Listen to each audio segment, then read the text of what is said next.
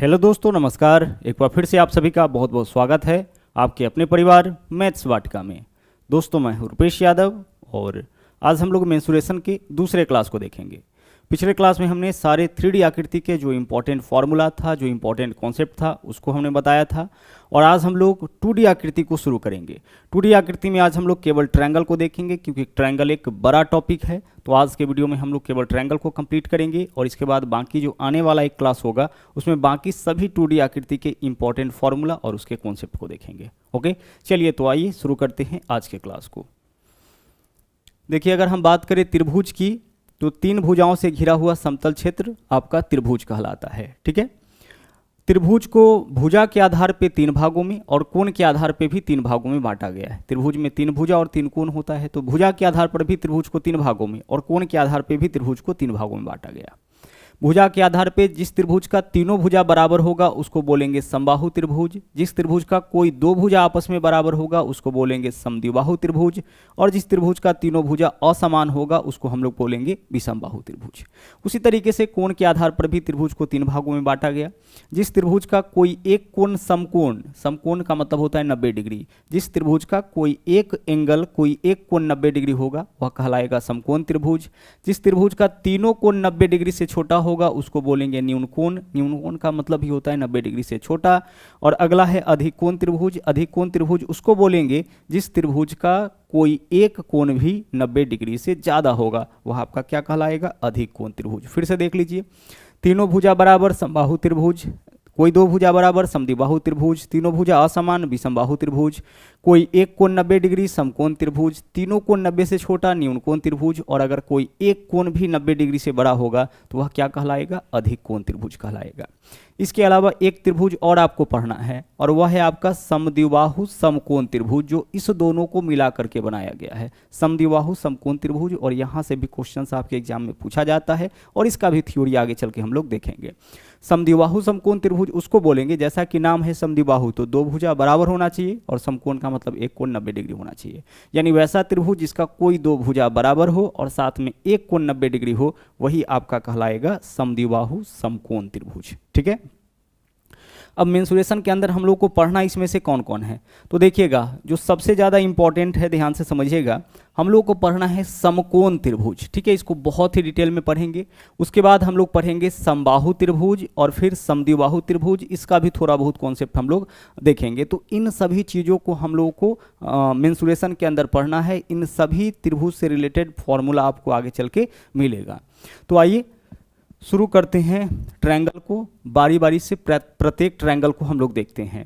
यहाँ पे देखिएगा, इसी को देखिए, अगर सीधे सीधे त्रिभुज आपके सामने आ जाए, जैसे देखिएगा यहाँ पे आपका एक त्रिभुज है, इसके एक भुजा को हम डिनोट करेंगे ए से, दूसरा भुजा बी से और तीसरा भुजा सी से। तो सबसे पहला चीज़ जो हम लोग निकालना सीखेंगे, जैसे यह कॉमन त्रिभुज की बात हो रही है, तो पहला चीज़ जो हम लोग निकालना सीखेंगे वह है आपका परिमाप। परिमाप का मतलब क्या होता है? सभी भुजाओं के लंबाई का योग। तो 3 भुजा है तो तीनों भुजाओं के लंबाई का योग कहलाएगा परिमाप। यानी एक भुजा ए है, दूसरा भुजा बी है और तीसरा भुजा सी है, यानी ए प्लस बी प्लस सी, यही क्या होगा? यही आपका परिमाप होगा। अब केवल परिमाप से काम आपका नहीं चलता है, आपको अर्ध परिमाप भी निकालना पड़ेगा। तो अर्ध परिमाप का मतलब क्या होता है? अर्ध परिमाप का मतलब होता है परिमाप का आधा। तो परिमाप आपने कैसे निकाला? सर परिमाप हमने निकाला है a प्लस बी प्लस सी करके। इसी में आपको क्या करना है? 2 से भाग कर देना है, जैसा कि नाम है अर्ध परिमाप। और अर्ध परिमाप को हम लोग एस से डिनोट करते हैं। एस से इसलिए डिनोट करते हैं क्योंकि एस फॉर होता है सेमी पेरीमीटर, और परिमाप को हम लोग पी से डिनोट करेंगे। पी फॉर क्या होता है? पेरीमीटर होता है। इसका उपयोग आगे चल के हम लोग क्षेत्रफल निकालने के लिए भी करेंगे। तो परिमाप क्या होगा? तीनों भुजाओं के लंबाई का योग। अर्ध परिमाप क्या होगा? तीनों भुजाओं के लंबाई के योग का आधा। ठीक है, चलिए तीसरा कॉन्सेप्ट जो है वह है आपका क्षेत्रफल निकालने का। क्षेत्रफल को हम लोग डेल्टा से दर्शाते हैं। त्रिभुज के क्षेत्रफल को डेल्टा से ऐसा लिखा हुआ है रहे, इसका मतलब कि वह त्रिभुज का क्षेत्रफल है। तो त्रिभुज का क्षेत्रफल आपका होता है 1/2 गुने आधार गुने ऊंचाई। ठीक है, 1/2 गुने आधार गुने ऊंचाई। अभी ध्यान से समझते चलिएगा, अभी किसी पर्टिकुलर त्रिभुज में हम लोग नहीं चल रहे हैं। ठीक है, 1/2 गुने आधार गुने ऊंचाई। दूसरा जो आपका क्षेत्रफल निकालने का फॉर्मूला है वह है आपका 1/2 गुने ए बी साइन थीटा। ठीक है, 1/2 गुने ए बी साइन थीटा। और तीसरा जो आपका फॉर्मूला है त्रिभुज के क्षेत्रफल को निकालने का, वह है आपका root under S into S minus A into S minus B into S minus C. तीनों ही फॉर्मूला सिंपल है, तीनों का कैलकुलेशन करके अभी हम आपको बताते हैं। और कब किस फॉर्मूला का उपयोग करना है उसको भी यहाँ पे हम लोग समझते हैं। इस दोनों पार्ट में कोई दिक्कत नहीं होना चाहिए। परिमाप में और अर्ध परिमाप में बहुत ही आसानी से आप निकाल सकते हैं जब भी त्रिभुज का तीनों भुजा गिवन होगा। यहाँ पे समझते हैं कि यहाँ पे 3 फॉर्मूला है क्षेत्रफल निकालने का। 1/2 गुने आधार गुने ऊंचाई, 1/2 गुने ए बी साइन थीटा, और यहाँ पे root under S into S minus A into S minus B into S minus C, जहाँ एस का मतलब होगा अर्ध परिमाप, और ए का मतलब पहली भुजा, बी का मतलब दूसरी भुजा, और सी का मतलब तीसरी भुजा। ध्यान से समझिएगा कब किसका उपयोग करना है। अगर त्रिभुज का आधार और ऊंचाई दोनों दे रखा हो, फिर क्षेत्रफल निकालने के लिए हम लोग इस वाले फॉर्मूला का उपयोग करेंगे। और बहुत बार आपके सामने इस तरह का क्वेश्चन आएगा कि एक त्रिभुज का आधार इतना है, ऊंचाई इतना है, तो क्षेत्रफल क्या होगा। तो हम फॉर्मूला क्या लगाएंगे, 1/2 गुने आधार गुने ऊंचाई। आधार गुने ऊंचाई वाला फॉर्मूला का उपयोग कब करना है, जब क्वेश्चन में आधार और ऊंचाई दोनों पता हो। इसके अलावा एक चीज़ और आप समझ लीजिए, जैसे मान लीजिए कि आधार और ऊंचाई क्वेश्चन में नहीं दिया है, तो मान लीजिए कि इस भुजा का लंबाई आपका दे दिया b और इसके ऊपर लंब डाल दिया गया, उस लंब का लंबाई दे दिया गया h। हमेशा ध्यान रखिएगा कि जिस भुजा पे लंब डाला जाएगा ना, वही आपका आधार हो जाएगा, अपने आप वह आधार हो जाएगा, और जो लंब का लंबाई होगा वह आपका ऊंचाई होगा। तो अगर क्वेश्चन में कभी बोला जाए कि b भुजा पर h लंब डाला गया है, इसका मतलब क्या है, आधार का माप b हो जाएगा और ऊंचाई आपका h हो जाएगा। क्षेत्रफल निकालने के लिए हम लोग फॉर्मूला क्या यूज करेंगे, 1/2 गुने आधार गुने ऊंचाई। चलिए अब चलते हैं दूसरे फॉर्मूला पे। इसका उपयोग आपको कब करना है, तो देखिए ए बी यानी कि 2 भुजा और साइन थीटा, यानी जब भी त्रिभुज का कोई 2 भुजा, ठीक है, आधार ऊंचाई नहीं, कोई 2 भुजा दे करके, ऐसा नहीं कि कोई 2 भुजा देगा तो उसमें से अपने मन से किसी एक को आप आधार और दूसरे को ऊंचाई मान लीजिएगा। जब क्वेश्चन में स्पष्ट रहे कि आधार इतना ऊंचाई इतना, तब इसका उपयोग करना है। लेकिन जब केवल कोई 2 भुजा दे और साथ में उसके बीच का कोण दे रखा हो, उस केस में क्षेत्रफल निकालने के लिए हम लोग फॉर्मूला यूज करेंगे 1/2 गुने ए बी साइन थीटा, 1/2 गुने ए बी साइन थीटा। अब समझिएगा कि इसका उपयोग आपको कब करना है। जैसे मान लीजिए क्वेश्चन में इस तरीके से दे दिया, एक त्रिभुज है जिसकी एक भुजा का लंबाई 8 है, दूसरे भुजा का लंबाई 5 है, और इसके बीच का कोण जो है वो आपका 30 डिग्री है। तो अब इसका क्षेत्रफल क्या होगा, तो यहाँ पे जो त्रिभुज है वहाँ उस त्रिभुज में क्या है कि 2 भुजा और उसके बीच का कोण दिया है। तो अब हम क्षेत्रफल निकालने के लिए इस फॉर्मूला का उपयोग नहीं कर पाएंगे। इसका उपयोग कब करते, जब हमें आधार और ऊंचाई पता होता। तो हम किसका उपयोग करेंगे, इस वाले का, 1/2 गुने ए बी साइन थीटा।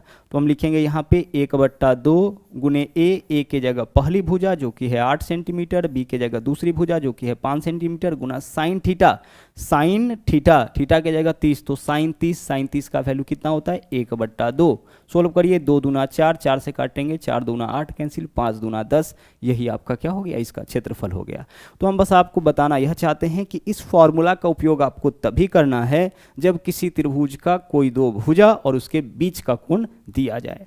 और तीसरा जो आपका फॉर्मूला है, इसको हीरोज फॉर्मूला के नाम से भी हम लोग जानते हैं। इसका उपयोग आपको तब करना है जब त्रिभुज का तीनों भुजा पता हो, ठीक है। जब तीनों भुजा दिया जाए उस केस में क्षेत्रफल निकालने के लिए root under S into S minus A into S minus B into S minus C, कभी भी आप इस फॉर्मूला का उपयोग कर सकते हैं जब भी त्रिभुज का तीनों भुजा पता हो, चाहे वह आपका समबाहु त्रिभुज हो या समकोण त्रिभुज हो या अधिकोण, कोई भी त्रिभुज हो, अगर तीनों भुजा पता हो तो आप इस फॉर्मूला से निकाल के देखिएगा, क्षेत्रफल आपका बहुत ही आसानी से निकल जाएगा, ठीक है।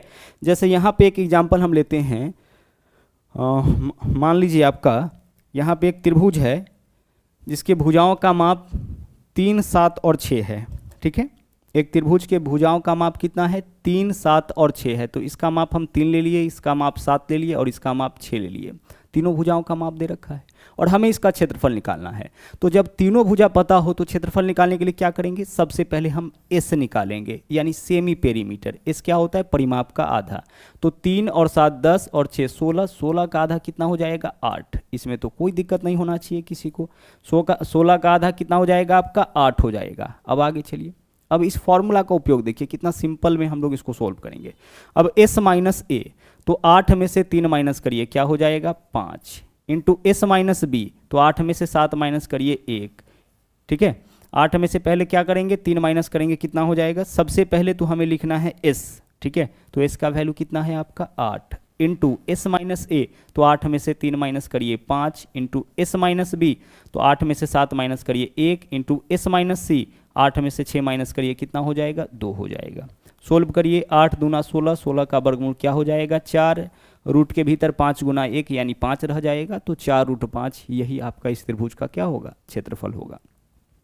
सबसे पहले क्या लिखना है हमें एस लिखना है, तो एस कितना आया है 8, उसके बाद एस माइनस ए, फिर एस माइनस बी, फिर एस माइनस सी, यह एस माइनस बी का ए का वैल्यू, यह बी का वैल्यू और यह आपका एस माइनस सी का वैल्यू कैलकुलेशन करना है, आंसर आपका आ जाएगा। ठीक है, तो यहाँ पे आपने देखा कि क्षेत्रफल निकालने के लिए हमारे पास 3 फॉर्मूला है, कब किसका उपयोग करना है इसको भी हमने बहुत ही अच्छी तरीके से आपको बताया है। और यह आपका जैसा कि हमने बताया कि यह आपका कॉमन फॉर्मूलाज है जो किसी भी त्रिभुज के ऊपर लागू होगा।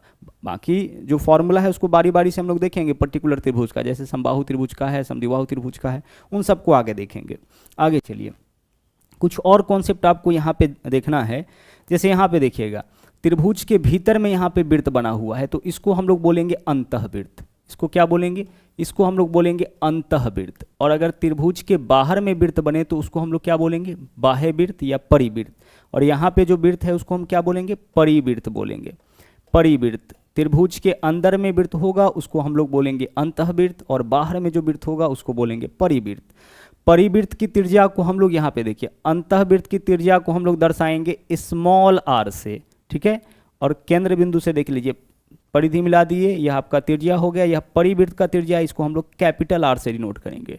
जहाँ भी कैपिटल आर अभी हम लोग लिखेंगे ट्रायंगल के अंदर, तो वहाँ पे आप समझ जाइएगा कि हमें परिवृत्त की त्रिज्या, हमने परिवृत्त की त्रिज्या को दर्शाया है। और स्मॉल आर लिखा जाएगा, वहाँ पे आप समझ जाइएगा कि अंतःवृत्त की त्रिज्या को दर्शाया गया है। और यहाँ से भी क्वेश्चन बहुत ज़्यादा पूछा जाता है। तो त्रिभुज चाहे कोई भी हो, अब तक देख लीजिए कितना फॉर्मूला देख लिए थे, इसमें 5 देख लिए थे। छठा फॉर्मूला देख लीजिएगा, कोई भी त्रिभुज हो उसके अंतःवृत्त की त्रिज्या यानी स्मॉल आर का वैल्यू निकालना होगा।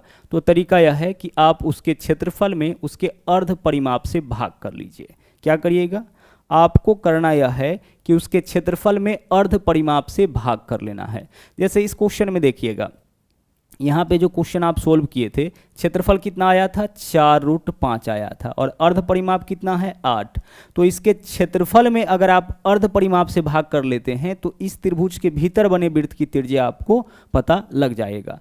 तो जब भी किसी त्रिभुज के क्षेत्रफल में उसके अर्ध परिमाप से यानी कि सेमी पेरीमीटर से भाग करिएगा तो क्या निकलेगा, इससे उस त्रिभुज के भीतर बने वृत्त की त्रिज्या। और अगर उस त्रिभुज के बाहर बने वृत्त की त्रिज्या निकालना हो यानी कैपिटल आर का वैल्यू निकालना हो, तो इसके लिए हम लोग फॉर्मूला यूज करेंगे a गुने b गुने c बट्टा 4 गुने डेल्टा। अब a गुने b गुने c का मतलब क्या होगा, त्रिभुज के तीनों भुजाओं के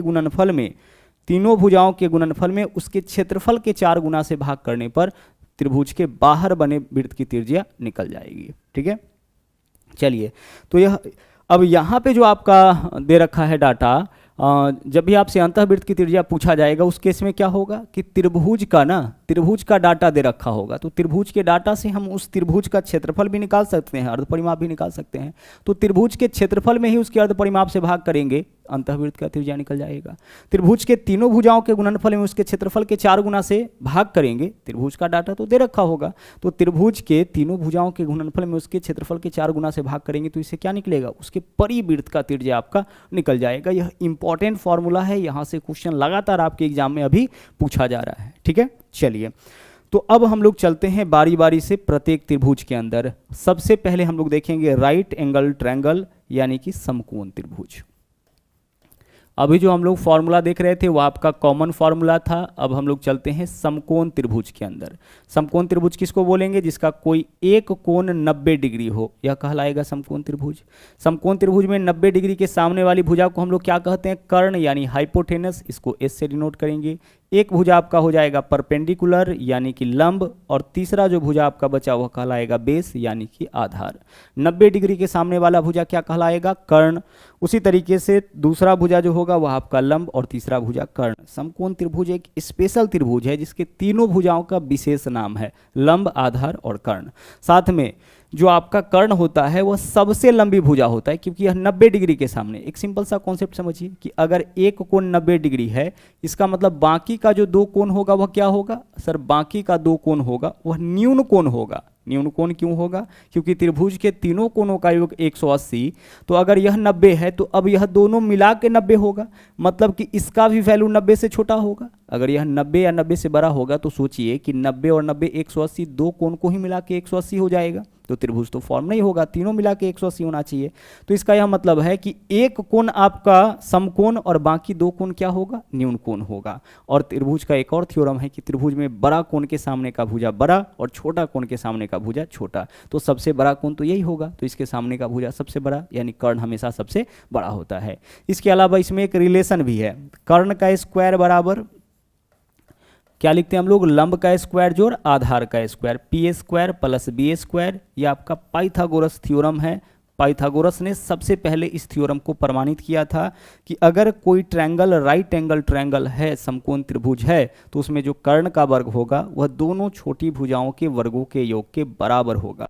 और इसी राइट एंगल ट्रायंगल पर बेस्ड आपका पूरा का पूरा ट्रिग्नोमेट्री है, पूरा का पूरा हाइट एंड डिस्टेंस है, जो पूरी तरह से बेस्ड है केवल इस ट्रायंगल के ऊपर। ठीक है, तो कर्ण का स्क्वायर बराबर क्या होता है? लंब का स्क्वायर जोड़ आधार का स्क्वायर। इसके अलावा हमने ट्रिपलेट का भी वीडियो बनाया है, जिसमें समकोण त्रिभुज का कोई दो भुजा देगा तो तीसरा भुजा आप केवल डाटा को देख करके बता सकते हैं। अब यहां से देखिए, इस थ्योरम से मदद क्या मिलने लगा कि लंब, आधार और कर्ण में से अगर कोई दो पता हो तो तीसरा काम आप निकाल सकते हैं। जैसे मान लीजिए कि हमें पता है कि लंब 3 है, ठीक है, और कर्ण का वैल्यू 5 है, आधार क्या होगा? तो आधार निकालना है तो आधार की जगह पे वैसे ही छोड़ दीजिए, कर्ण का मान 5 है तो 5 का स्क्वायर क्या हो जाएगा? 25 बराबर पी स्क्वायर, पी का वैल्यू 3 है, 3 का स्क्वायर क्या होगा? 9 प्लस इसका तो वैल्यू निकालना, इसको अपने जगह पे रहने दीजिए। अब 9 इधर आके 25 में से घटेगा, कितना हो जाएगा? 16 बराबर इधर क्या बचा? बी स्क्वायर, स्क्वायर हटाएंगे तो कितना हो जाएगा? रूट 16 का वर्गमूल कितना होगा? 4। तो कहने का बस यह मतलब है यहाँ पे कि आप इस फॉर्मूला की मदद से क्या कर सकते हैं कि जब भी किसी राइट एंगल ट्रायंगल का दो साइड देगा तो तीसरा साइड आप पाइथागोरस लगा करके निकाल सकते हैं। ठीक है, चलिए अब बढ़ते हैं आगे। जो पहला फॉर्मूला इसके अंदर हम लोगों को पढ़ना है वह है इसका परिमाप। तो परिमाप तो तीनों भुजाओं के लंबाई का योग होता है, तो यहाँ भी होगा। एक भुजा क्या है आपका? P, दूसरा भुजा B और तीसरा भुजा H, तो P plus B plus H, यानी कि लंब प्लस आधार प्लस कर्ण। ठीक है, यहाँ पे हमें अर्ध परिमाप की आवश्यकता नहीं होती है। दूसरा है इसका क्षेत्रफल। क्षेत्रफल को हम दर्शाते हैं डेल्टा से। क्षेत्रफल कैसे निकालेंगे? 1/2 गुने आधार गुने लंब। ठीक है, 1/2 गुने आधार गुने लंब, यही होता है इसका क्षेत्रफल। ठीक है, समकोण त्रिभुज का क्षेत्रफल क्या होता है? 1/2 गुने आधार गुने लंब, यानी 1/2 गुने बी गुने पी। हमें यहाँ पे कर्ण की आवश्यकता नहीं होती है। आगे देखिए, एक कॉन्सेप्ट और आपको जानना है। कॉन्सेप्ट क्या है कि अगर कर्ण पे लंब डाला जाए, अब लंब कहाँ से डालेंगे? यहीं से लंब डालेंगे ना, सामने वाले शीर्ष से। कर्ण पर अगर लंब डाला जाए और अगर इस लंब की लंबाई आपसे पूछा जाए, जो कि क्वेश्चन में कभी कभी पूछा जाता है, क्या पूछा जाएगा? कर्ण पर डाले गए लंब की लंबाई। कर्ण पर डाले गए लंब की लंबाई। ठीक है, कर्ण पर डाले गए लंब की लंबाई। लंब की लंबाई, यहाँ पे लंब डाला गया है, कहाँ पे लंब डाला गया है? कर्ण के ऊपर। तो कर्ण के ऊपर जो लंब डाला गया है उसका लंबाई क्या होगा? उसका लंबाई होगा P, यानी कि त्रिभुज का लंब गुने आधार बट्टा कर्ण, P गुने B बट्टा H। इस फॉर्मूला को आपको ध्यान रखना पड़ेगा। ठीक है, यहाँ से भी क्वेश्चन बहुत ज़्यादा पूछा जाता है। एक तो आपका यह लंब है ही, लेकिन क्वेश्चन में क्या पूछेगा कि समकोण त्रिभुज में कर्ण पर डाले गए लंब की लंबाई क्या होगी? तो कर्ण पर डाले गए लंब की लंबाई होगा लंब गुने आधार बट्टा कर्ण। दोनों छोटी भुजाओं के गुणनफल में बड़ी भुजा से भाग करेंगे तो इससे निकलेगा कर्ण पर डाले गए लंब की लंबाई। इसको तुंगता भी बोलता है कभी लंब को, कि कर्ण की तुंगता कितनी होगी, यानी कर्ण पर डाले गए लंब की लंबाई क्या होगा। ओके, चलिए समकोण त्रिभुज में कुछ और कॉन्सेप्ट हम लोगों को जानना है। जैसे मान लीजिए कि यहाँ पे क्या है, समकोण त्रिभुज में अगर अंतःवृत्त बना हुआ है तो इसके अंतःवृत्त की त्रिज्या क्या होगी? ठीक है, हम बात कर रहे हैं किसका? समकोण त्रिभुज के। तो समकोण त्रिभुज के अंतःवृत्त की त्रिज्या आपका होगा P plus B minus H/2। ठीक है, जब भी कोई ट्रायंगल राइट एंगल ट्रायंगल होगा और उसके भीतर बने त्रिभुज की त्रिज्या आपसे पूछा जाए तो हम फॉर्मूला क्या यूज करेंगे? P plus B minus H/2, यानी लंब प्लस आधार माइनस कर्ण बट्टा 2। कोई भी समकोण त्रिभुज के भीतर बने वृत्त की त्रिज्या निकालने के लिए हम क्या करेंगे? उस समकोण त्रिभुज के लंब आधार के योगफल में कर्ण को घटाएंगे और भाग करेंगे कितना से, 2 से। और पांचवा है किसी भी राइट एंगल ट्रायंगल में बाहर बने वृत्त की त्रिज्या, जैसे यहाँ पे वृत्त बनाया गया है, जो वृत्त है वह कहाँ बना है, यह ट्रायंगल के बाहर बना है, तो यह बाह्य वृत्त कहलाएगा। तो बाहर बने वृत्त का त्रिज्या कितना होगा, यह आपका कर्ण का आधा हो जाएगा। यह कितना होगा, कर्ण का आधा हो जाएगा। ठीक है, कर्ण का आधा, बाहर बने वृत्त की त्रिज्या कर्ण का आधा। बहुत सिंपल सा कॉन्सेप्ट है और बहुत ही ज़्यादा पूछा जाता है। एक तो अंतःवृत्त की त्रिज्या और बाह्य वृत्त की त्रिज्या सीधे त्रिभुज में पूछा जाएगा, जहाँ पे यह नहीं देगा कि यह कौन सा त्रिभुज है।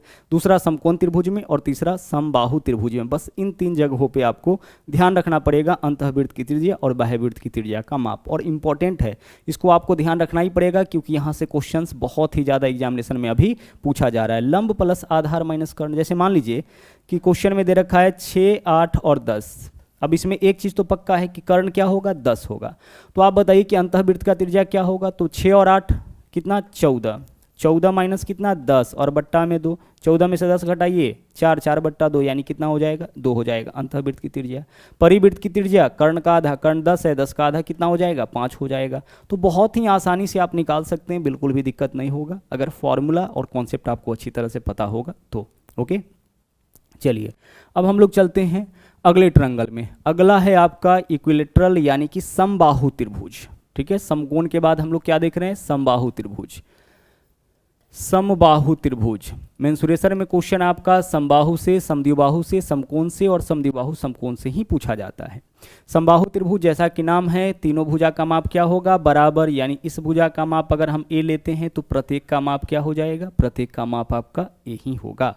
पहला फॉर्मूला, परिमाप कैसे निकालेंगे, परिमाप क्या होता है सर, तीनों भुजाओं के लंबाई का योग। तो तीनों भुजा का माप तो ए ही है, तो ए प्लस ए प्लस ए कितना हो जाएगा, 3a हो जाएगा। दूसरा, इसका क्षेत्रफल कैसे निकालिएगा, समबाहु त्रिभुज का क्षेत्रफल आपका होता है √3/4 गुने भुजा स्क्वायर, √3/4 गुना भुजा स्क्वायर, यानी जो भी भुजा का माप दिया है √3/4 गुने भुजा स्क्वायर करने से उसका क्षेत्रफल आपका निकल जाएगा। इसके अलावा समबाहु त्रिभुज की जो ऊंचाई होगी वह कैसे निकालेंगे, ऊंचाई निकालने के लिए फॉर्मूला यूज करेंगे √3/2 इंटू ए, √3/2 इंटू ए, √3/2 इंटू ए का मतलब समबाहु त्रिभुज की भुजा। तो कहने का यह मतलब है कि अगर समबाहु त्रिभुज के भुजा का माप पता होगा ना, जैसे मान लीजिए कि समबाहु त्रिभुज के प्रत्येक भुजा का माप है 5 मीटर। अब आप बताइए कि इसका परिमाप क्या होगा, तो 3 गुने 5 यानी कितना हो जाएगा, 15 मीटर हो जाएगा। क्षेत्रफल कितना हो जाएगा, √3/4 गुने ए स्क्वायर, ए की जगह 5, 5 का स्क्वायर 25, 25 √3/4। ऊंचाई कितना होगा, √3/2 इंटू ए, 5 √3/2। तो ए के जगह आपको वैल्यू को पुट करना है और आसानी से आप परिमाप है, क्षेत्रफल है, ऊंचाई है, सभी चीज़ों को निकाल सकते हैं। क्रॉस क्वेश्चन भी कभी कभी पूछा जाता है। जैसे क्वेश्चन में क्या होगा कि परिमाप दे करके और आपसे क्षेत्रफल पूछेगा। मान लीजिए कि परिमाप दे दिया 18, तो परिमाप होता कितना है, 3a, तो 3a का वैल्यू 18 है। अब यहाँ से सोल्व करिए, 3 छक्के 18, ए का वैल्यू यानी समबाहु त्रिभुज के भुजा का माप निकल गया। अब आप क्षेत्रफल निकाल सकते हैं, ऊंचाई निकाल सकते हैं, जो भी निकालने के लिए बोला जाएगा उसको आप निकाल सकते हैं। तो यह 3 फॉर्मूला। इसके अलावा कुछ और कॉन्सेप्ट आपको जानना है। अगर हम बात करें समबाहु त्रिभुज का ही, तो समबाहु त्रिभुज के अंदर बने वृत्त की त्रिज्या भी हमें निकालना होता है और समबाहु त्रिभुज के बाहर बने वृत्त की त्रिज्या भी हमें निकालना होता है। तो अगर समबाहु त्रिभुज के भीतर बने वृत्त की त्रिज्या निकालना होगा तो यह आपका हो जाएगा a/2√3। सीधे आपको क्या करना है, समबाहु त्रिभुज की भुजा में 2√3 से भाग करना है। इसे क्या निकलेगा, अंतःवृत्त की त्रिज्या निकलेगा। और समबाहु त्रिभुज के बाहर बने वृत्त की त्रिज्या निकालना होगा तो आपको करना है केवल a/√3, यानी समबाहु त्रिभुज के भुजा में √3 से भाग करिए, बाहर बने वृत्त की त्रिज्या निकल जाएगा। जैसे अगर हम आपसे कहे कि एक समबाहु त्रिभुज के प्रत्येक भुजा का माप जो है वो आपका यहाँ पे दे रखा है 16 मीटर। ठीक है, अब बताइए कि इस त्रिभुज प्रत्येक भुजा का माप मतलब यह भी 16, यह भी 16, यह भी 16। अब इसके भीतर बने वृत्त की त्रिज्या क्या करेंगे, हम फॉर्मूला यूज करेंगे ए, तो ए के जगह समबाहु त्रिभुज की भुजा 16/2√3, सोल्व करिए, 2 8 16, ऊपर में क्या वैल्यू बचा 8, 8/√3 हो जाएगा। अगर समबाहु त्रिभुज के प्रत्येक भुजा का माप 16 है तो बाहर बने वृत्त की त्रिज्या कितना होगा, 16/√3 यही होगा। ठीक है, ए के जगह समबाहु त्रिभुज की भुजा के माप को लिखेंगे और बट्टा में जो फॉर्मूला आपका दे रखा है उसका उपयोग करेंगे। तो इसका आगे चल के हम लोग बहुत ही ज़्यादा उपयोग करेंगे, इसको भी ध्यान रखिएगा। एक चीज़ और आप ध्यान रखिएगा कि समबाहु त्रिभुज के बाहर बने वृत्त की त्रिज्या और अंदर बने वृत्त की त्रिज्या का एक अनुपात होता है। क्या अनुपात होता है? यह अनुपात होता है 2:1 का। आप यहाँ से कंपैरिजन कर लीजिए। बाहर बने वृत्त की त्रिज्या कितना है? a/√3 है, और अंदर बने वृत्त की त्रिज्या कितना है? a/2√3 है। इस दोनों का आप अनुपात निकाल लीजिए। चलिए अनुपात निकालिए। अनुपात में वैल्यू अगर कटता है तो काटते हैं, तो a से a कटेगा, √3 से √3 कटेगा, बट्टा वाला 2 कहाँ जाएगा? इधर आ जाएगा। 2 अनुपात कितना आ गया? 1 आ गया। तो कहने का यह मतलब है कि समबाहु त्रिभुज के परिवृत्त का त्रिज्या जो होता है वह अंतःवृत्त के त्रिज्या का 2 गुना होता है। 2:1 आने का यही मतलब है कि बाहर बने वृत्त का त्रिज्या अंदर बने वृत्त के त्रिज्या का 2 गुना होगा। तो क्वेश्चन में कभी क्या करेगा कि अगर बोल देगा कि समबाहु त्रिभुज के अंतःवृत्त की त्रिज्या 5 है तो बाह्य वृत्त की त्रिज्या क्या होगा? सीधे हम आंसर करेंगे 10। अंतःवृत्त की त्रिज्या 8 है तो बाहर वाले वृत्त का त्रिज्या क्या होगा? 16। और इस बात को हम ऐसे भी कह सकते हैं कि अंतःवृत्त की त्रिज्या बाह्य वृत्त की त्रिज्या का क्या होगा? आधा। तो अगर क्वेश्चन में बोल दे कि बाह्य वृत्त की त्रिज्या है 18 तो अंतःवृत्त की त्रिज्या क्या होगा? 9। तो हमारा आंसर हो जाएगा 9। तो समबाहु त्रिभुज के अंदर भी इस कॉन्सेप्ट को आप ध्यान रखिएगा, और अंतःवृत्त की त्रिज्या से रिलेटेड जो आपका डाटा है वह आपका यहीं तक पूछा जाएगा, समबाहु में और समकोण त्रिभुज में। ठीक है, चलिए अब चलते हैं हम लोग आगे। बहुत ही ध्यान रखिएगा इन चीज़ों को। अगर मान लीजिए क्वेश्चन में यह पूछा जाए कि किसी समबाहु त्रिभुज के भीतर बने वृत्त का क्षेत्रफल बनाइए, बताइए, तो भीतर बने वृत्त की पहले हम क्या निकालेंगे? त्रिज्या निकालेंगे। एक बार वृत्त का त्रिज्या निकल गया, फिर क्षेत्रफल निकालना πr² हम लोग लगाएंगे। वृत्त चाहे कहीं भी, उसका क्षेत्रफल तो πr² होता है, परिधि 2πr होता है, जो आगे हम लोग देखेंगे। तो अगर भीतर बने वृत्त का क्षेत्रफल पूछा तो सबसे पहले भीतर बने वृत्त की हम त्रिज्या निकालेंगे, और त्रिज्या निकालने के बाद हम लोग आसानी से उसका क्षेत्रफल भी निकाल सकते हैं। चलिए अब हम लोग चलते हैं अगले में। आइसोस्केलस ट्रायंगल है, यानी कि समद्विबाहु त्रिभुज। अब समद्विबाहु त्रिभुज का क्षेत्रफल कैसे निकालते हैं देखिएगा यहाँ पे। समद्विबाहु त्रिभुज, समद्विबाहु त्रिभुज जैसा कि नाम है, 2 भुजा समान होगा और 1 असमान। तो मान लीजिए इस भुजा का भी माप a है, इसका भी माप a है, तो इस भुजा का माप क्या हो जाएगा? आपका b हो जाएगा। 2 भुजा बराबर होगा और 1 भुजा क्या होगा? 1 भुजा आपका असमान होगा। हमेशा एक चीज़ ध्यान रखिएगा कि किसी भी त्रिभुज का अगर 2 भुजा बराबर है तो 2 कोण भी बराबर होगा, और अगर किसी त्रिभुज का 2 भुजा बराबर है तो जो तीसरा भुजा होता है वही आपका आधार होता है। जो 2 भुजा बराबर होगा उसको छोड़ करके जो तीसरा भुजा होता है वह उस त्रिभुज का अपने आप क्या हो जाता है? आधार हो जाता है। जैसे देखिएगा, अगर हम इस त्रिभुज की बात करें तो अगर इस भुजा का माप हम ले लेते हैं 10, ठीक है, इस भुजा का भी माप ले लेते हैं 10, और इस भुजा का माप हम ले लेते हैं 16, ठीक है, यह क्या है? यह हमारा एक समद्विबाहु त्रिभुज है। हम आपको इसका क्षेत्रफल निकालने का तरीका सिखाते हैं। परिमाप कैसे निकालिएगा? तीनों भुजाओं की लंबाई को जोड़ लीजिएगा, यही परिमाप होगा। ठीक है, अब यहाँ पे देखिए क्षेत्रफल निकालने का पहला जो तरीका है, गौर से देखिएगा। हम क्या करेंगे? शीर्ष से यहाँ पे डाल देंगे लंब। शीर्ष से क्या करेंगे? यहाँ पे लंब डाल देंगे। अब होता यह है कि किसी भी त्रिभुज में अगर उसका 2 भुजा बराबर है तो शीर्ष बिंदु से अगर उस तीसरे भुजा पे लंब डाला जाए तो वह भुजा 2 बराबर भाग में बढ़ जाता है। तो यह भुजा 2 बराबर भाग में बटेगा, तो यहाँ से यहाँ तक 16 था, यह कितना हो जाएगा? यह 8 हो जाएगा। ठीक है, गौर से समझिएगा कॉन्सेप्ट। यह भुजा कितना हो जाएगा आपका? यहाँ से यहाँ तक 8 हो जाएगा, क्योंकि पूरा 16 था, जैसे ही लंब डालेंगे 2 भाग में बटेगा, यह 8 हो गया।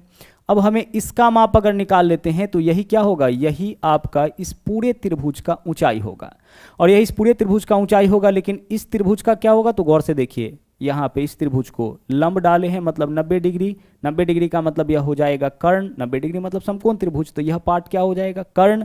यह हो जाएगा आधार। हमें लंब निकालना है, तो लंब कैसे निकालेंगे? कर्ण का स्क्वायर माइनस आधार का स्क्वायर अंडर रूट 10 का स्क्वायर 100, 8 का स्क्वायर 64, 100 में से 64 माइनस करेंगे 36, 36 का वर्गमूल 6। तो इस भुजा का माप कितना आ गया? 6 आ गया। अब क्षेत्रफल निकालना है तो कैसे निकालेंगे? 1/2 गुने आधार। आधार कितना? जिस भुजा पे लंब डाला गया है तो इसी पे लंब डाला गया है ना, तो लंब कितना हो जाएगा? 16। और वैसे भी हमने आपको क्या बताया कि 2 भुजा को छोड़ करके जो तीसरा भुजा बचेगा वही आधार। बराबर भुजाओं को छोड़ करके जो तीसरा भुजा बचता है वही क्या होता है? आधार। और ऊंचाई आपने यहाँ पे निकाला है 6, बस इसको सोल्व करिए। 2 8 16, 8 6 48, यही आपका क्या होगा? इसका क्षेत्रफल होगा। आसानी से निकाल सकते हैं। ठीक है, फिर से समझिए, यहाँ पे क्या है? 10, यहाँ पे भी कितना है 10। इस भुजा का माप कितना है, इस भुजा का माप आपका है 16। हम क्या करेंगे, शीर्ष से यहाँ पे डाल लेंगे लंब। जैसे ही लंब डालेंगे आधार 2 बराबर भागों में बटेगा, तो 16 था तो कितना हो जाएगा 8। यह 10 है, यह 8 है, तो इसका माप क्या होगा 6 हो जाएगा। यह 6 अगर हो गया तो अब आप क्या कर सकते हैं, अब आप यहाँ पे ना क्षेत्रफल 1/2 गुने आधार गुने ऊंचाई, यही आधार होगा जिस पे लंब डाला गया, और यह क्या होगा ऊंचाई होगा। दूसरा तरीका देख लीजिए, जो इस वाला फॉर्मूला आप देखे थे उसका भी उपयोग करके यहाँ पे इस क्वेश्चन को सोल्व कर सकते हैं। समद्विबाहु त्रिभुज का क्षेत्रफल निकालना है, फॉर्मूला यूज करिए इस वाला। इसका वैल्यू बोलिए क्या होगा, इसका वैल्यू 10 10 20 और 16 36, 36 का आधा कितना हो जाएगा 18। अब आप क्षेत्रफल निकालिए, इसका क्षेत्रफल बराबर √S, तो S का value 18 into S minus A, तो S A के जगह 10, 10 में 18 में से 10 माइनस करेंगे 8, 18 में से 10 माइनस करेंगे 8, और S माइनस C 18 में से 16 माइनस करेंगे कितना होगा 2 हो जाएगा। देखिएगा यहाँ पे 2 8 है तो इसमें से 1 8 बाहर होगा, इंटू 18 दूना 36 का वर्गमूल कितना 6, 6 8 48, 48 वर्ग मीटर या वर्ग सेंटीमीटर, यही क्षेत्रफल होगा। आपने पीछे जो फॉर्मूला यूज किया उसके मदद से भी हम लोग इसका क्षेत्रफल निकाल सकते हैं, और इस तरीके से भी इसका क्षेत्रफल हम लोग निकाल सकते हैं, बिल्कुल भी दिक्कत नहीं होगा। परिमाप निकालने के लिए क्या करेंगे, तीनों भुजाओं को हम लोग जोड़ देंगे। तो बस इतना ही कॉन्सेप्ट आपका समद्विबाहु त्रिभुज से पूछा जाता है। अब चलते हैं हम लोग अगले में। अगला देख लीजिए क्या है, यह है आपका समद्विबाहु समकोण या समकोण समद्विबाहु, समद्विबाहु समकोण त्रिभुज, समद्विबाहु समकोण त्रिभुज, यह भी बहुत ज़्यादा इंपॉर्टेंट है। समद्विबाहु समकोण त्रिभुज किसको बोलेंगे, गौर से देखिएगा। जिस त्रिभुज का एक कोण 90 डिग्री हो, ठीक है, एक कोण 90 डिग्री हो और 2 भुजा बराबर हो, वही क्या कहलाएगा, वही कहलाएगा समद्विबाहु समकोण। तो भुजा कौन बराबर हो सकता है, लंब और आधार, यही तो बराबर होगा, कर्ण तो कभी बराबर नहीं हो सकता है। तो हम इसको ऐसे भी कह सकते हैं कि जिस समकोण त्रिभुज का लंब और आधार बराबर होगा वही क्या कहलाएगा, वही कहलाएगा समद्विबाहु समकोण त्रिभुज। जिस त्रिभुज का लंब और आधार बराबर होगा वही क्या कहलाएगा, वही कहलाएगा समद्विबाहु समकोण त्रिभुज।